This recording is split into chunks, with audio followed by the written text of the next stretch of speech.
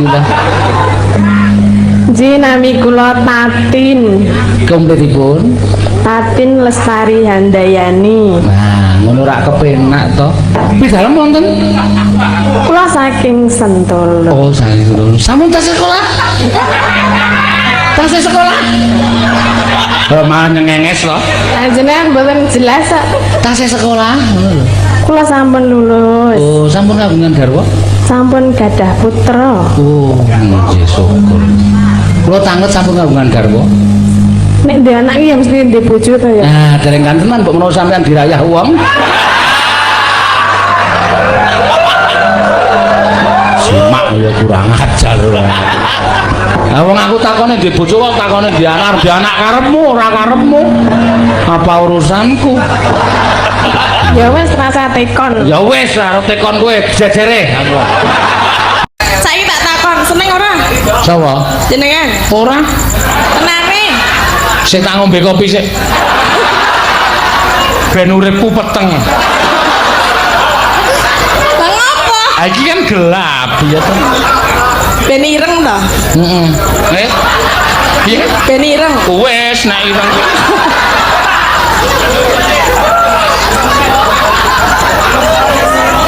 Aku kono kok takon aku ngombe kopi ben ireng. Ha wis. Wis ireng. Mbok diputihke. Ora kuwi diurus kuwi engko ndak kanu kalayak rame do. Ngopo? Ayo kuwi mau kowe muni kok dadi aku seneng karo kowe iki ketemu pirang perkara. Ya biasanya kan ngono kuwi nek wong elek-elek iki ngusul-usul dadi seneng. Ha isa tak takon kak kowe. Apa? Nek upama aku, heeh seneng kowe piye? Ya aku gak mau lah. Lah ya wis. Cemplok warsiah. Iya. Isih sedulur lho karo aku. Ya sakarepmu. Ning aku ora iso nampa katresnanmu. Mbok ora gumunceng to? Mbok sing serius. Loh, aku ora guyu. Lah, Aku serius.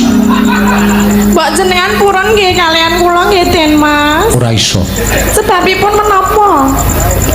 Ora didasari rasa tresna kok iso nglakoni katresnan kuwi. Lah nggih mengki suwe-suwe iso tresna nek Ora iso. Sing jeneng tresna kuwi ora iso dipaksa. Ora iso.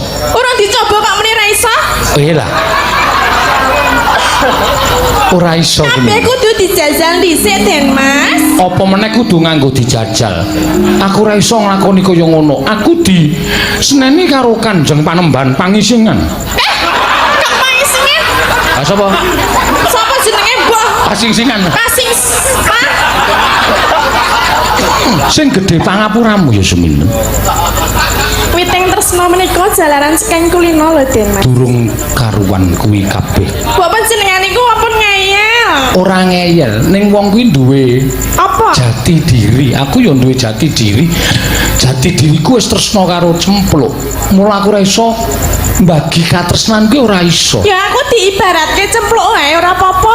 Ya ora iso kelakon wong pasuryanmu wae beda karo cempluk. Ayo aku to. Heh? Ayo aku. Sing kandha sapa? Lah aku ngono kok. Ayo Kaya ayo ngomong aku, kok ayu. gede-gede aku. Apa Den Mas? Kesleo telake. Alah mbok mesakake ngono lho, ana wong wedok kaya ngene kok ya ora dilahapi. Wong sing jeneng aturmu wae wis kaya ngono kuwi nandhake nek suwijining wong wadon sing ora apik. Mboten lah kula Ana wong wadon kok ngendikane wis ana kaya ngene kok dirahap. Apa anggepmu kowe kuwi panganan apa piye? Lah iki nek jenengan nyimbake kula panganan nggih kula gelem kok. Aku mau mangan. Panganan rubung laler kok dipangan. Niki dereng dirubung lho. Wis ngono kok. Lagi diencoki urung Lah, dirubung. bencok iki malah wis didelehi penyakit. Saya mek sedilit kok. Ora iso.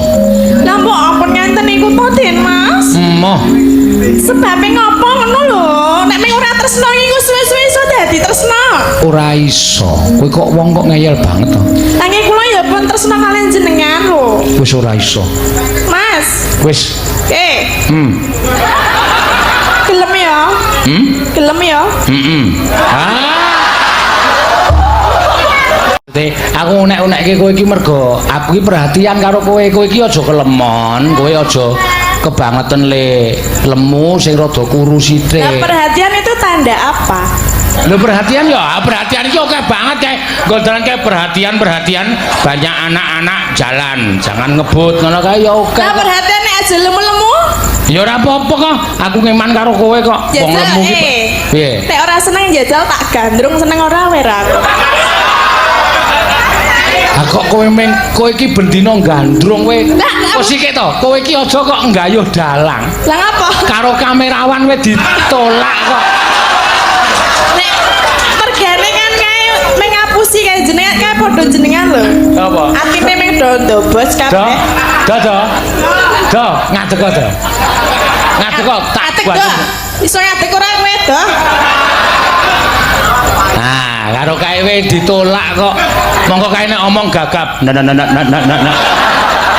ya aku gak nek karo kowe, omane dadi. Oh, nek karo kae berarti geleme. Ngajak piye? Geleme lho sapa? Ayo, ngono. Maksudnya apa? Ngono lah. Bener kowe. Yo, saiki yo. Burung kena meneh. Ke.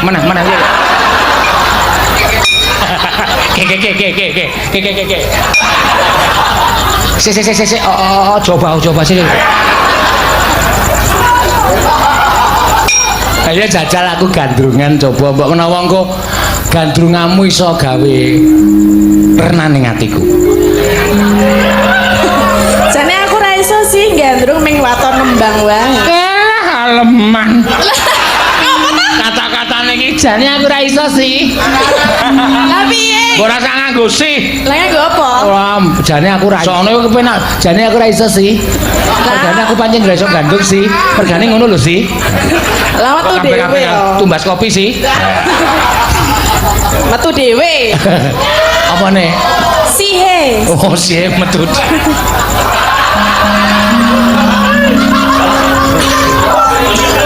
Ayo, tembang mar apa? Nek mengaku sing wis hafal aku gal. Waduh lah aku ra iso kabeh lho. Ayo terserah iki anu Pak Sukino kok sing nyuwun. Nyuwun apa? Kok kowe kon gandrung aku.